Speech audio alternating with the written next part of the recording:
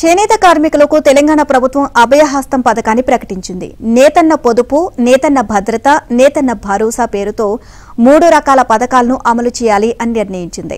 మార్గదర్శకాలు జారీ చేయడంతో పాటు నిధులు కేటాయిస్తూ జీవో జారీ చేశారు. ఈ ఏడాది తెలంగాణ నేతన్న పొదుపు పథకానికి 15 కోట్లు, చేనేత, పవర్లూమ్ కార్మికుల బకాయిలకు 15 కోట్లు, నేతన్న భద్రతల్లో భాగంగా నేతన్న బీమా పథకానికి 5.25 కోట్లు, నేతన్నకు భరోసా పథకానికి 31 కోట్లు, వేతన ప్రోత్సాహకాలకు 31 కోట్లు మంజూరు చేయనున్నారు.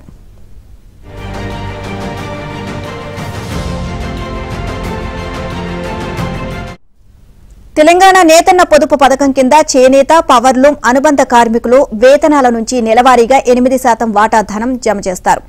దీని గరిష్ట పరిమితి 1200 రూపాయలు. ఇందుకు ప్రభుత్వం 16% అందిస్తుంది. తెలంగాణ నేతన్న భద్రత పథకంలో నమోదైన కార్మికుడు ఏ కారణంగానైనా మృతి చెందినా 5 లక్షలు అతని నామినీకి అందుతుంది.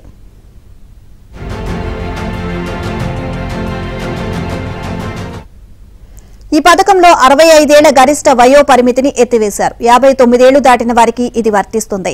ఈ పథకం అమలుకు ఏడాదికి బడ్జెట్ అంచనా వ్యయం 9 కోట్లు. తెలంగాణ నేతన్న భరోసా పథకం జియో ట్యాగ్ అయిన మగ్గాల నుంచి నిర్దిష్ట ఉత్పత్తి ప్రమాణాల ఆధారంగా చేనేత కార్మికులకు ఏడాదికి గరిష్టంగా 18,000, అనుబంధ కార్మికులకు 6,000 వేతన సహాయం అందిస్తారు.